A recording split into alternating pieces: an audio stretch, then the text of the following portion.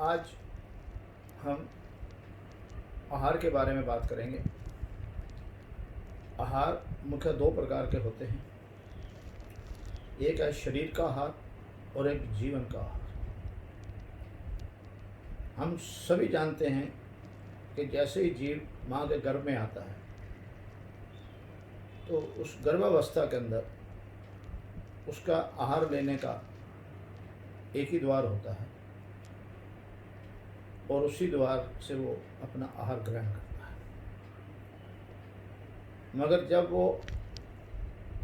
इस जगत में उसका आगमन हो जाता है तो उसके शरीर के अंदर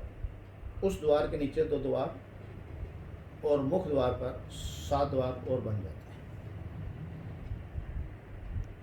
जो प्रथम द्वार नाभि द्वार होता है, उसके नीचे के जो द्वार निकास के लिए हैं वो ग्रहण नहीं करते, और जो मुख द्वार पे 7 द्वार हैं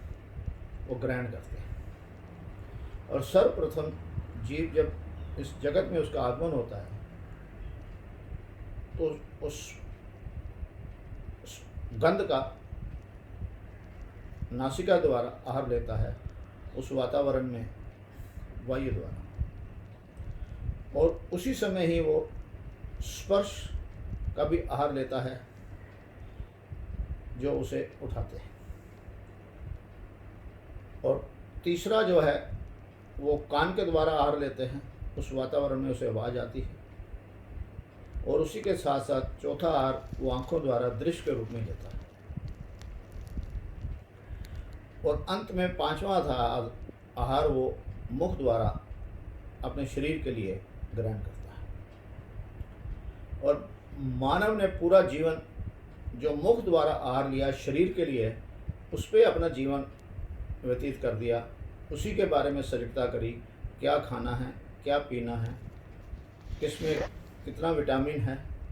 और किस में कितना विटामिन नहीं है, गर्म खाना है, ठंडा खाना है, इसी पे ही पूरा जीवन व्यतीत कर दिया। जबकि ये सिर्फ और सिर्फ 20% से ज़्यादा उसके जीवन में इसकी आवश्यकता नहीं होती है, ये उसके अंदर उतना ही सहयोग दे पाता है। सर्वप्रथम जो नासिका द्वारा लिया गया स्पर्श से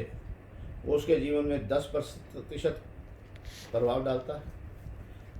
कानों के द्वारा जो भी उसे वातावरण मिला, रिश्ता मिला, भाषा मिली, वातावरण मिला,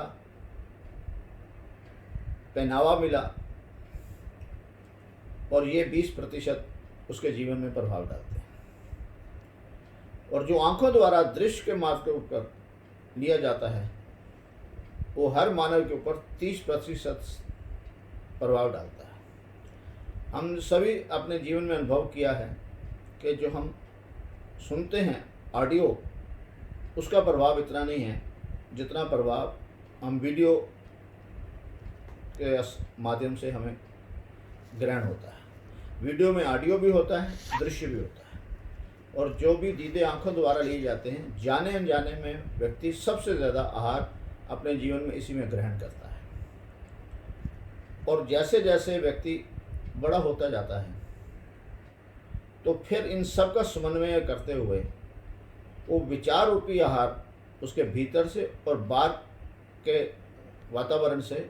वो ग्रहण करता है, और उसका जीवन उसी दिशा की ओर चलना पड़ता है। और जाने अनजाने में इस आहार के ऊपर, विचार रूपी आहार पर मानव ने सजगता नहीं दी। दीदेवार सदा जो शरीर रूपी आहार है पदार्थ के साथ, वो जीवन के लिए बहुत आवश्यक है, मगर 80% आहार जो उसने नासिका द्वारा, गंध के द्वारा, कानों के द्वारा, आँखों के द्वारा, स्पर्श के द्वारा और विचार के रूपी जो है 80% उसके जीवन में ये प्रभाव डालते हैं। और इस पर व्यक्ति विशेष ने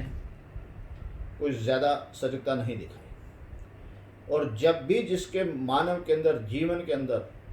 वो सही दिशा दिखा पड़ा है, अपने जीवन को स्वस्थ कर पाया है, तो जिसने भी विचार रूपी आहार पर सजगता दी है उसका जीवन स्वस्थ हुआ है, और उसी ने ही समाज के जीवन को भी स्वस्थ करा है। हाँ, शरीर के ऊपर स्वस्थ करने पर जिन्होंने जीवन बताया है, अधिकतर देखने में आया है कि उनका जीवन स्वस्थ नहीं रहा, मगर जिन जिन लोगों ने विचार रूपी आहार पर ज़्यादा सजगता दिखाई है, उनका जीवन भी स्वस्थ रहा है और यकीनन तौर पे उनका शारीरिक स्वास्थ्य भी उनको मिला है।